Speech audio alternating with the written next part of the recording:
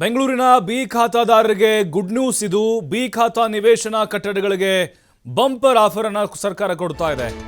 ಲಕ್ಷಾಂತರ ಅಪಾರ್ಟ್ಮೆಂಟ್ಗಳಿಗೆ ಸಿಗಲಿದೆ ಎ ಖಾತಾ. ನಗರ ಪಾಲಿಕೆಗಳ ವ್ಯಾಪ್ತಿಯಲ್ಲಿ ಮಹತ್ವದ ಬದಲಾವಣೆ ಆಗ್ತಾ ಇದೆ.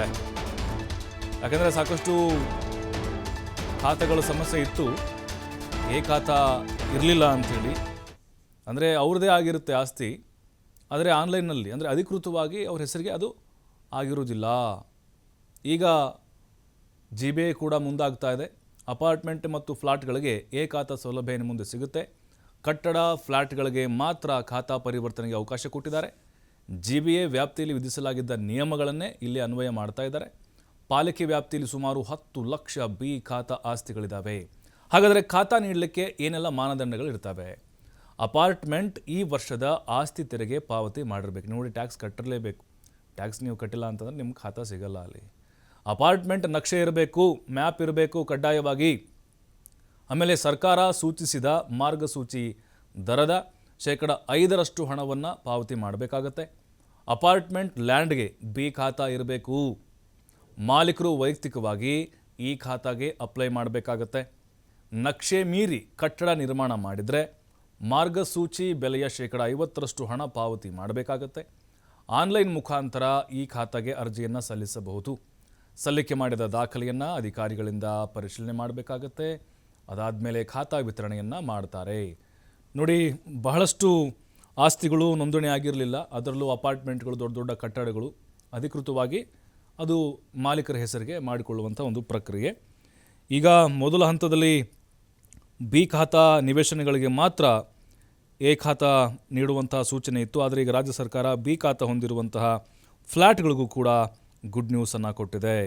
ಲಕ್ಷಾಂತರ ಅಪಾರ್ಟ್ಮೆಂಟ್ಗಳಿಗೆ ಎ ಖಾತಾ ಏನು ಮುಂದೆ ಸಿಗುತ್ತೆ.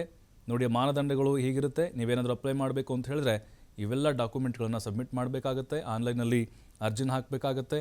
ಮ್ಯಾಪ್ ಬೇಕಾಗುತ್ತೆ ನಿಮಗೆ. ಅದರ ಜೊತೆಗೆ ಅಲ್ಲಿ ನೀವು ಟ್ಯಾಕ್ಸ್ ಕಟ್ಟಿದಾರ ಇಲ್ವಾ ಅದರದ್ದು ಕೂಡ ರಿಸಿಪ್ಟು ಬೇಕಾಗುತ್ತೆ. ಸರ್ಕಾರದ ಮಾರ್ಗಸೂಚಿ ತಾವು ಪಾಲನೆ ಮಾಡಿದಿರ ಇಲ್ವಾ, ಮತ್ತು ಅಧಿಕಾರಿಗಳು ಕೂಡ ಎಲ್ಲವನ್ನ ಪರಿಶೀಲನೆ ಮಾಡ್ತಾರೆ. ನಂತರ ನಿಮಗೆ ಎ ಖಾತಾವನ್ನು ಹಸ್ತಾಂತರ ಮಾಡ್ತಾರೆ. ಅದಾದ ಮೇಲೆ ಎ ಖಾತಾ ಪರಿವರ್ತನೆ ಮಾಡಿಕೊಡುವ ಈ ಪ್ರಕ್ರಿಯೆಯನ್ನು ಕೇವಲ ಸರ್ಕಾರದ ಆದಾಯ ಹೆಚ್ಚಿಸುವ ಒಂದು ಉದ್ದೇಶದಿಂದ ಮಾಡ್ತಾ ಇದ್ದಾರೆ ಅನ್ನುವಂತಹ ಆರೋಪ ಕೂಡ ಕೇಳಿ ಬರ್ತಾ ಇದೆ. ಅಂದರೆ ಈ ಥರದ ಒಂದು ವಾದಗಳು ಬರ್ತಾ ಇದೆ. ಎ ಖಾತಾ ನೋಡಿ, ಜಾಸ್ತಿ ಆದಾಯ ಇದರಿಂದಲೇ ಸಂಗ್ರಹ ಆಗ್ತಾ ಇದೆ. ಆಸ್ತಿ ನೋಂದಣಿ, ಇಲ್ಲಿ ಬರುವಂಥ ತೆರಿಗೆ, ಆ ಫೀಸು. ನಾವೀಗ ಯಾವುದೋ ಒಂದು 30-40 ಸೈಟ್ದೆ ಈಗ ಬೇರೆಯವ್ರ ಹೆಸರಿಂದ ನಾವು ನೋಂದಣಿ ಮಾಡ್ಕೋಬೇಕಾದ್ರೆ ಸಾವಿರಾರು ರೂಪಾಯಿ ಕೊಡಬೇಕಲ್ಲಿ, ಆ ಫೀಸು ಈ ಫೀಸು ಅಂಥೇಳಿ. ಹಾಗಾಗಿನೇ ಆದಾಯಕ್ಕೋಸ್ಕರ ಸರ್ಕಾರ ಈ ಥರದ ನಿರ್ಧಾರವನ್ನು ಮಾಡಿದೆ ಅನ್ನುವಂತಹ ಆರೋಪಗಳು ಕೇಳಿ ಬರ್ತಾ ಇದೆ. ಈ ಹಿಂದೆ GBAನಲ್ಲಿ ಅವಕಾಶವನ್ನು ಕೂಡ ಮಾಡಲಾಗಿತ್ತು. ಬಟ್ ಈಗ ಬೆಂಗಳೂರಿನ ಬಿ ಖಾತಾ ನಿವೇಶನ ಏನಿತ್ತು ಅದು ಎ ಖಾತಾಗಳಾಗಿ ನೀವು ಮಾಡಿಕೊಳ್ಬೋದು. ಅದು ಕೂಡ ಎಲ್ಲ ಮಾನದಂಡಗಳನ್ನು ಫಾಲೋ ಮಾಡಲೇಬೇಕಾಗತ್ತೆ. ಮತ್ತಷ್ಟು ಮಾಹಿತಿ ನಮ್ಮ ಪ್ರತಿನಿಧಿ ಗಣೇಶ್ ನೀಡ್ತಾರೆ. ಗಣೇಶ್, ಈಗ ಬಿ ಖಾತಾದಾರರಿಗೆ ಗುಡ್ ನ್ಯೂಸ್ ಅಂತ ಹೇಳ್ಬೋದು ಇದು. ಈಗ ಮಾನದಂಡಗಳು ನೋಡ್ತಾ ಇದ್ದೀವಿ. ಇದನ್ನು ಯಾವ ರೀತಿಯಾಗಿ ಅಪ್ಲೈ ಮಾಡಬೇಕಾಗತ್ತೆ, ಅದರ ಜೊತೆಗೆ ಇದು ಮಾಲೀಕರಿಗೆ ಯಾವ ರೀತಿಯಾದಂಥ ಒಂದು ಸಿಹಿ ಸುದ್ದಿ ಅಂತ ಹೇಳ್ಬೋದು. ಜೊತೆಗೆ ಸರ್ಕಾರ ಆದಾಯವನ್ನು ತೆಗೆದುಕೊಳ್ಳಲಿಕ್ಕೆ, ಖಜಾನೆಯನ್ನು ತುಂಬಿಸಿಕೊಳ್ಳಲಿಕ್ಕೆ ಈ ರೀತಿಯಾದಂತಹ ಪ್ರಕ್ರಿಯೆಗೆ ಚಾಲನೆ ಕೊಟ್ಟಿದೆ ಅಂತ ಆರೋಪ ಕೇಳಿ ಬರ್ತಾ ಇದೆ.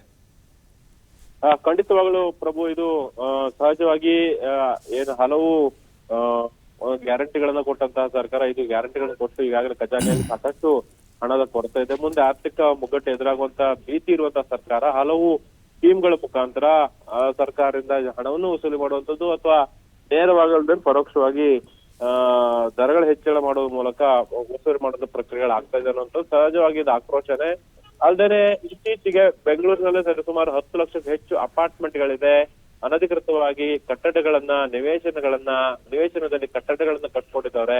ಬಹುಮಹಡಿ ಕಟ್ಟಡಗಳನ್ನು ಕಟ್ಕೊಂಡಿದ್ದಾರೆ. ಅಲ್ಲಿ ಸಾಕಷ್ಟು ವೈಲೇಷನ್ಗಳಿದ್ದಂತಹ ಬಿಲ್ಡಿಂಗ್ ಗಳನ್ನ ಈಗ ಪತ್ತೆ ಹಚ್ಚಂತಹ ಸರ್ಕಾರ, ಅದರಲ್ಲೂ ಕೂಡ ಗ್ರೇಟರ್ ಬೆಂಗಳೂರು ಅಥಾರಿಟಿ ಅಂತಹ ಒಂದು ಬಿ ಖಾತಾ ಅಂದ್ರೆ ಅವರಿಗೆ ಯಾವುದೇ ಖಾತಾವನ್ನು ಕೊಡ್ಲಿಕ್ಕೆ ಬರದೇ ಇರುವಂತದ್ದು. ಯಾಕಂದ್ರೆ ವೈಲೇಷನ್ ಇರುವಂತ ಹಿನ್ನೆಲೆಯಲ್ಲಿ ಅವರಿಗೆ ಯಾವುದೇ ರೀತಿ ಖಾತಾವನ್ನ ನೀಡ್ಲಿಕ್ಕೆ ಬರಲ್ಲ. ಅಂತಹ ಖಾತಾಗಳನ್ನ ಈಗ ಅಧಿಕೃತಗೊಳಿಸುವಂತದ್ದು, ಅವರಿಗೆ ಎ ಖಾತಾ ಕೊಡುವಂತ ಪ್ರಕ್ರಿಯೆಗೆ ಈಗ ಚಾಲನೆ ನೀಡುವಂತದ್ದು. ಅಂದ್ರೆ ಅದಕ್ಕೊಂದು ಕೆಲವೊಂದಿಷ್ಟು ಮಾನದಂಡಗಳನ್ನು ಮಾಡಲಾಗಿದೆ. ಹಾಗೇನೆ ಎಲ್ಲಿ ವೈಲೇಷನ್ ಆಗಿದೆ, ಈಗ ಸೆಟ್ ಬ್ಯಾಕ್ ಯಾವ ರೀತಿ ಬಿಟ್ಟಿದ್ದಾರೆ, ಯಾವ ರೀತಿ ಬಿಡಬೇಕಿತ್ತು, ನಿಯಮಗಳು ಏನು ನಗರ ಪಾಲಿಕೆಗಳಲ್ಲಿ ಅದ್ರ ಕೂಡ ಟೌನ್ ಪ್ಲಾನಿಂಗ್ ಕಮಿಟಿಗಳಲ್ಲಿ ಯಾವ ರೀತಿ ನಿಯಮಗಳನ್ನ ಹಾಕಲಾಗಿತ್ತು, ಆ ನಿಯಮಗಳಲ್ಲಿ ಕೆಲವೊಂದನ್ನ ಸಡಿಲಿಕೆಗಳನ್ನ ಈಗ ಮಾಡ್ಲಿಕ್ಕೆ ನಗರಾಭಿವೃದ್ಧಿ ಇಲಾಖೆ ಮುಂದಾಗಿರುವಂತದ್ದು. ಆ ನಿಟ್ಟಿನಲ್ಲಿ ಈಗಾಗಲೇ ಸರ್ಕಾರದ ಆದೇಶ ಕೂಡ ಬಂದಿದೆ. ಬೆಂಗಳೂರಿನಲ್ಲಿ ಅಲ್ದೇನೆ ನಗರದ ನಗರ ವ್ಯಾಪ್ತಿಗಳಲ್ಲಿ, ನಗರಸಭೆಗಳಲ್ಲಿ, ಪುರಸಭೆಗಳ ವ್ಯಾಪ್ತಿಗಳು ಬರುವಂತಹ ಅನಧಿಕೃತ ಕಟ್ಟಡಗಳು, ಬಹುಮಹಡಿ ಕಟ್ಟಡಗಳು, ಅಪಾರ್ಟ್ಮೆಂಟ್ಗಳಿಗೆ ಇರುವಂತಹ ಬಿ ಖಾತೆ ಏನಿದೆ ಅದನ್ನ ಇನ್ನು ಎ ಖಾತೆ ಮಾಡ್ಲಿಕ್ಕೆ ಅನುಮತಿ ನೀಡುವಂತದ್ದು. ಈ ಮೂಲಕ ಸರ್ಕಾರಕ್ಕೆ ಕೂಡ ಆರ್ಥಿಕವಾಗಿ ಒಂದಿಷ್ಟು ಆದಾಯಗಳು ಕೂಡ ಸಂಗ್ರಹ ಆಗುವಂತಹ ಒಂದು ನಿರೀಕ್ಷೆ ಇರುವಂತದ್ದು. ಬೆಂಗಳೂರಿನಲ್ಲಿ ನಾನು ಹೇಳ್ದಾಗೇನೆ 10 ಲಕ್ಷಕ್ಕೂ ಹೆಚ್ಚು ಅಪಾರ್ಟ್ಮೆಂಟ್ಗಳಿವೆ, ಅನಧಿಕೃತ ಕಟ್ಟಡಗಳಿವೆ. ಕಾರಣ ಏನಂತಂದ್ರೆ, ಒಂದು ರಾಜಕಾಲುವೆಯಲ್ಲಿ ಒತ್ತುವರಿ ಮಾಡಿ ಕಟ್ಟಡಗಳನ್ನು ಕಟ್ಟಿರ್ತಾರೆ, ಹಾಗೇನೆ ಫೈರ್ ಎಕ್ಸ್ಟೆನ್ಷನ್ ಕೊಟ್ಟಿರಲ್ಲ, ಸ್ಪೇಸ್ ಕೊಟ್ಟಿರಲ್ಲ, ಆಮೇಲೆ STP ಪ್ಲಾಂಟ್ ಗಳನ್ನು ಕೊಟ್ಟಿರಲ್ಲ, ಹಾಗೇನೆ ಇದಕ್ಕೆ ಕಸಗಳನ್ನು ಕೂಡ ಘನತ್ಯಾಜ್ಯ ನಿರ್ವಹಣೆಯಲ್ಲಿ ಕೂಡ ಹಸಿ ಕಸ ಒಣ ಕಸಕ್ಕೆ ಸೆಗ್ರಿಗೇಷನ್ ಮಾಡ್ಲಿಕ್ಕೆ ಸಪರೇಟ್ ಆದಂತ ಟ್ಯಾಂಕ್ ಗಳನ್ನ ಜಾಗಗಳನ್ನ ಕೊಡ್ಬೇಕಾಗತ್ತೆ. ಅಲ್ದೇನೆ ರೋಡ್ಗೆ ಅಂತಂದ್ರೆ ರೋಡ್ ಅನ್ನು ಕೂಡ ಫುಟ್ಪಾತ್ ಗಳನ್ನ ಎನ್ಕ್ರೋಚ್ಮೆಂಟ್ ಮಾಡ್ಕೊಂಡಿರುವಂತಹ ಬಿಲ್ಡಿಂಗ್ ಗಳು ಕೂಡ ಇರ್ತವೆ. ಈ ರೀತಿಯ ಒಂದು ನಿಯಮಗಳನ್ನ ಉಲ್ಲಂಘಿಸಿ ಕಟ್ಟಡ ಕಟ್ಟಿದವರಿಗೆ ಇದೊಂದು ರೀತಿಯಲ್ಲಿ ಗುಡ್ ನ್ಯೂಸ್ ಅಂತಾನೆ ಹೇಳ್ಬೋದು. ಥ್ಯಾಂಕ್ ಯು ಗಣೇಶ್ ಮಾಹಿತಿಗಾಗಿ.